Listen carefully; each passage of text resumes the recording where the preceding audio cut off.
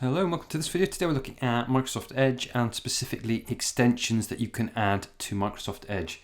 So reasonably recently Microsoft Edge was updated. It's now built on the same Chromium platform as the Google Chrome browser, and that means you've now got the access to extensions. Well, what are extensions? Well, extensions are added functionality that you can add to your browser. So in Microsoft Edge, you can come up and click on the three dots and you can go to extensions, or you can click on the little jigsaw symbol just to the right of the web address bar and you can see the extensions you've got. So I've got an extension related to the call system I use at work. I've got a color overlay. I've got some others as well. But if we want to see more, we can go manage extensions.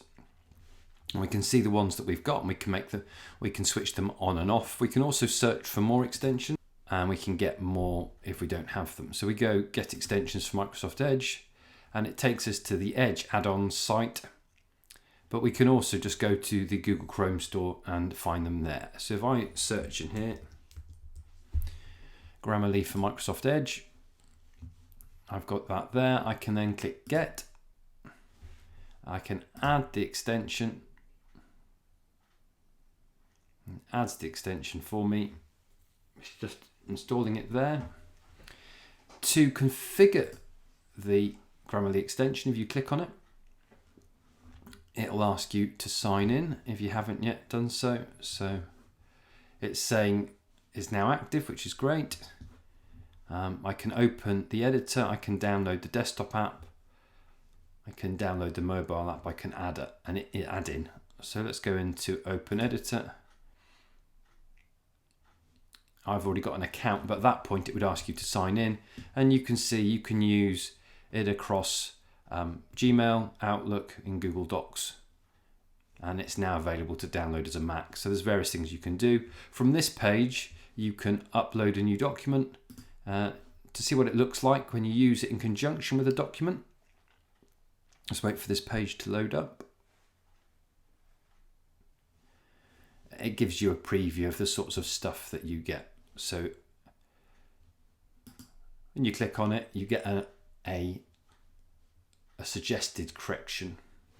And you can see, just like it does in Microsoft Word, where it gives you that editor function where you can see all of the areas where you could improve the writing of it. You've got a similar feature there. So it's quite a useful feature. I think it's great for students, but also great for staff. But the other way you can use it is you can use it in conjunction with posts. So if we click on there, I'm going to write a new post for my LinkedIn. Obviously, really important to make sure LinkedIn post or any social media post is written properly. There's nothing worse, especially with Twitter, not so much with LinkedIn, but with Twitter, when you write your post and realise you've missed a word out.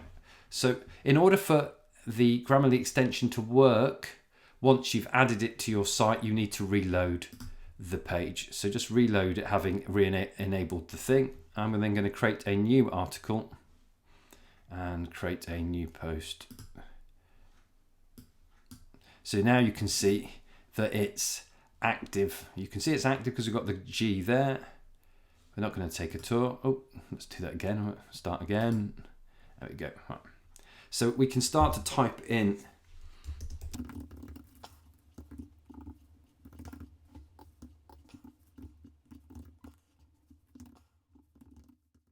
and I'm typing purposely with a few mistakes just so you get the idea. So some of that is autocorrected. You see, autocorrected by Grammarly, or what you end up with is you end up with suggestions of grammar and spelling. Really useful. It gives you that gives you those corrections, and you can either click on it. If you have the free version of Grammarly and you click on it, you will run out of credit. You get so many free checks. But what's great is you start to be aware of where you've made mistakes, and you don't need to click on it. You can just make the correction based on the advice that they're giving you. But I found that really works really well. So that's using it in conjunction with LinkedIn. It works with a range of other sites. So you can use it for email as well. So I've used it for email, especially works well with Gmail and Outlook.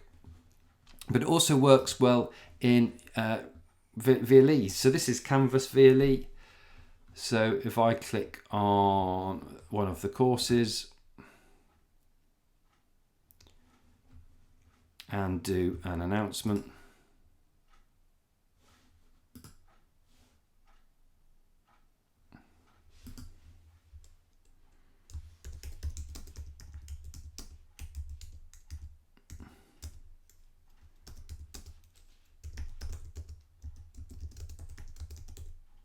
we can see it's active because we've got the little green thing, so we can see it available there. I can open it in Grammarly.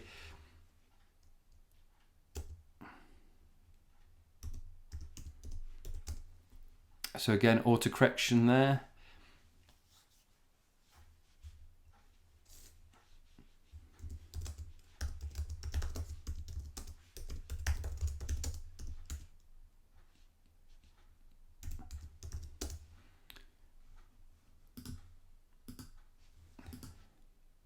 You can see it's coming up with my suggestions again, and I can see more if I wish. I can add it to the dictionary. It's suggesting for me, so really useful. I like the fact that it works on sites which don't necessarily have a built-in spell check and grammar check. So there you have it. It's available as an extension. You can make use of it in sites such as VLE, such as Canvas. You can also make use of it doing posts on LinkedIn and Twitter. And it just gives you the extra safety net to make sure that any writing that you're doing is appropriately spelt and has the appropriate grammar. So there you have it, a quick guide to enabling the Grammarly extension, which is available in Microsoft Edge. I hope you found the video useful. If you did, give it a like. Remember to subscribe to the channel and join me again soon for more EdTech videos. Thanks for watching.